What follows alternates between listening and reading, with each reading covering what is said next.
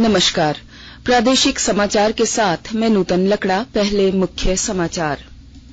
राष्ट्रपति ने राष्ट्रीय प्रशासनिक अकादमी मसूरी में प्रशिक्षु अधिकारियों से कहा, समाज के वंचित वर्गों को ध्यान में रखकर फैसले लिए जाएं। पंचायती राज विभाग सभी जिलों में 500 पंचायत ज्ञान केंद्र खोलेगी। पुस्तकालय के साथ ऑनलाइन शिक्षा, सूचना और प्रशिक्षण केंद्र की होगी सुविधा। झारखंड उच्च न्यायालय ने एफएसएल नियुक्ति मामले में गलत जानकारी देने पर राज्य सरकार को 50,000 रुपए लगाया जुर्माना। और फीफा विश्व कप फुटबॉल के क्वार्टर फाइनल मुकाबले आज से ब्राजील, क्रोएशिया और नीदरलैंड अर्जेंटीना की टीम होगी आमने सामने। और अब समाचार विस्तार से। राष्ट्रपति द्रौपदी मुर्मू ने जलवायु परिवर्तन से उत्पन्न चुनौतियों पर चिंता व्यक्त करते हुए कहा है कि सरकारी योजनाएं इस तरह से लागू की जाएं कि पर्यावरण की सुरक्षा सुनिश्चित की जा सके। राष्ट्रपति आज मसूरी में लाल बहादुर शास्त्री राष्ट्रीय प्रशासनिक अकादमी के 97वें फाउंडेशन पाठ्यक्रम के समापन समारोह को संबोधित कर रही थीं। उन्होंने प्रशिक्षु अधिकारियों को बताया कि लक्ष्य प्राप्ति के लिए जरूरी है कि समाज के वंचित वर्ग को ध्यान में रखकर फैसले लिए जाएं। राष्ट्रपति मुर्मू ने अकादमी में पोलो ग्राउंड, नए हॉस्टल ब्लॉक और टेलीमेडिसिन सुविधाओं सहित कई परियोजनाओं का शुभारंभ किया।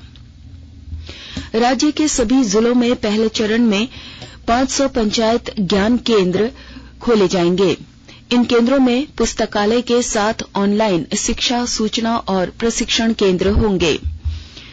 पंचायती राज विभाग की निदेशक राजेश्वरी बी ने आज ऑनलाइन समीक्षा बैठक में अधिकारियों को इस मौके पर वित्त वर्ष 2022-23 में आवंटित राशि और खर्चे की समीक्षा करने के साथ 15वें वित्त आयोग की राशि से संचालित होने वाली योजनाओं की जानकारी दी।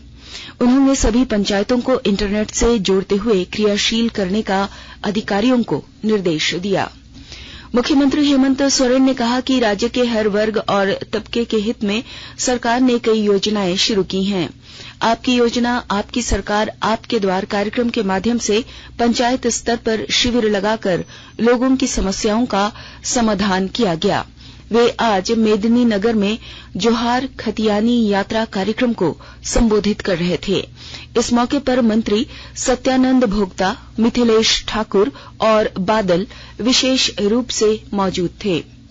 राज्यपाल रमेश बैस आज राजभवन में राष्ट्रीय सेवा योजना पुरस्कार 2020-21 प्राप्त government teachers technique college Ranchi की छात्रा फलक फातिमा और करीम सिटी सेंटर कॉलेज जमशेदपुर की छात्रा निखिल कांता को सम्मानित किया। आकाशवाणी के ताजा तरीन समाचारों के लिए आप हमारे वेबसाइट newsonair.com पर लॉग ऑन कर सकते हैं। ताजा समाचार Twitter handle @AIR news alerts और Facebook page All India Radio news पर भी उपलब्ध है। आप प्रादेशिक समाचार एकांश के ट्विटर हैंडल @AIR News_Ranchi और फेसबुक, इंस्टाग्राम पेज तथा YouTube channel AIR News Ranchi पर भी हमारे बुलेटिन सुन सकते हैं। प्रादेशिक समाचार आप आकाशवाणी रांची से सुन रहे हैं।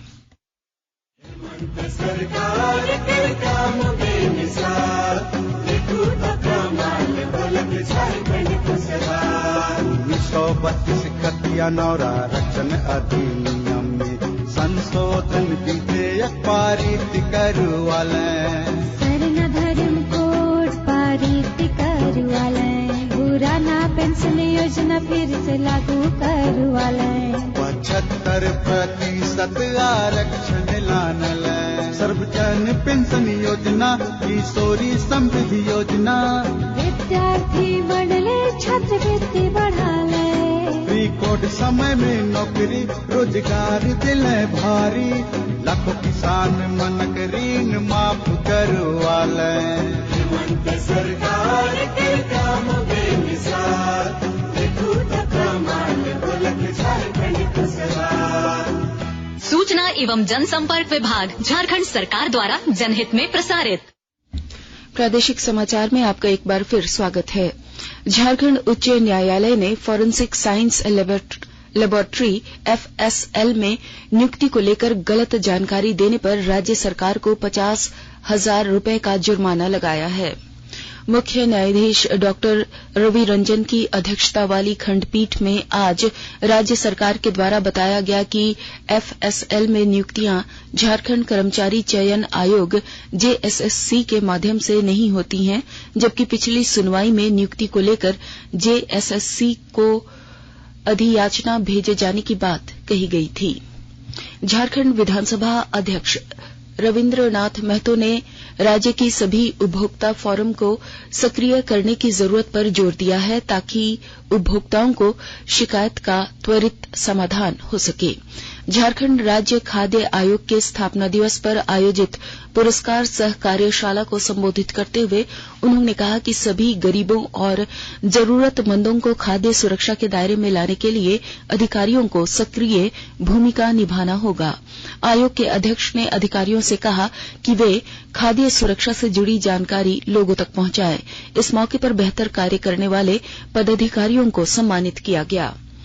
केंद्र सरकार ने विशेष आर्थिक क्षेत्र के 100% कर्मचारियों को 31 दिसंबर 2023 तक वर्क फ्रॉम होम घर से काम करने की अनुमति दे दी है।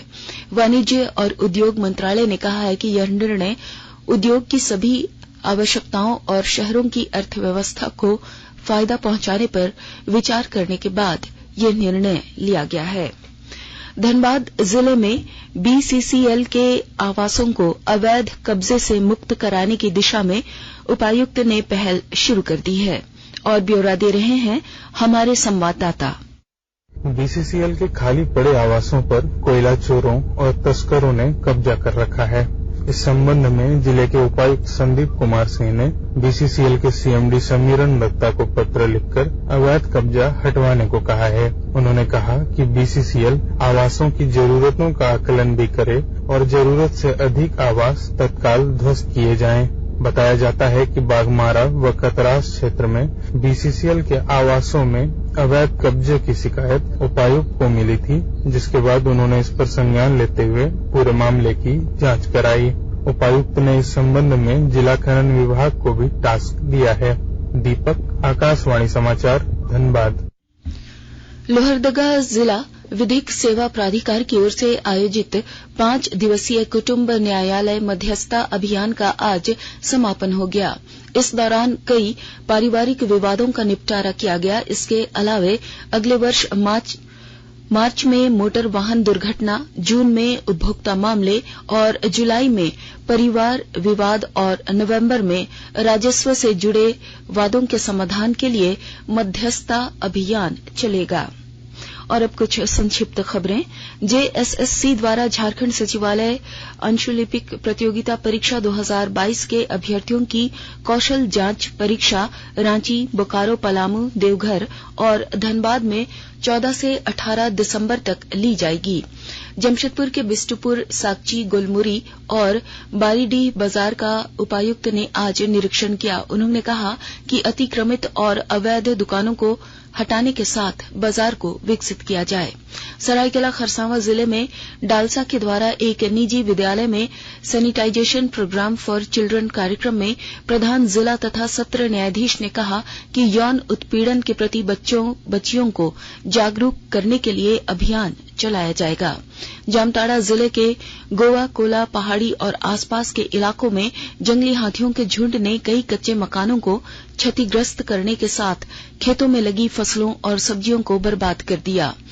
उत्तरी छोटानागपुर के आयुक्त ने आज रामगढ़ के मांडू प्रखंड में मतदाता सूची विशेष संक्षिप्त पुनः निरीक्षण कार्यक्रम का निरीक्षण किया। हजारीबाग में BSF प्रशिक्षण केंद्र, मेरू में 12 दिसंबर को आयोजित होने वाली पेंशन अदालत में झारखंड, छत्तीसगढ़, बंगाल और उड़ीसा के BSF के सेवानिवृत्त पेंशन भोगियों एवं परिवार पेंशन भोगियों की समस्याओं का समाधान किया गया। कतर में फीफा फुटबॉल विश्व कप में आज से क्वार्टर फाइनल मुकाबले शुरू हो रहे हैं। पहले मैच में ब्राजील का मुकाबला क्रोएशिया से होगा। मैच भारतीय समयानुसार रात 8:30 बजे से खेला जाएगा। एक अन्य क्वार्टर फाइनल में अर्जेंटीना का मुकाबला नीदरलैंड से होगा। मैच भारतीय समयानुसार देर रात 12:30 बजे से खेला जाएगा। क्वार्टर फाइनल के अन्य मुकाबले में कल रात 8:30 पर मोरक्को का सामना पुर्तगाल से होगा, जबकि देर रात 12:30 बजे से इंग्लैंड और फ्रांस आमने सामने होंगे। और अब अंत में मुख्य समाचार एक बार फिर। राष्ट्रपति ने राष्ट्रीय प्रशासनिक अकादमी मसूरी में प्रशिक्षु अधिकारियों से कहा, समाज के वंचित वर्गों को ध्यान में रखकर फैसले लिए जाएं। पंचायती राज विभाग ने 500 पंचायत ज्ञान केंद्र खोलेगी। पुस्तकालय के साथ ऑनलाइन शिक्षा, सूचना और प्रशिक्षण केंद्र की होगी सुविधा।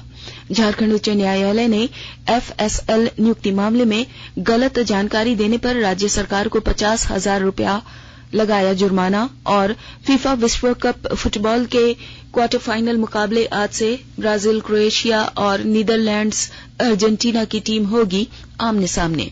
इसके साथ ही आकाशवाणी रांची से प्रादेशिक समाचार का ये बुलेटिन समाप्त हुआ। नमस्कार।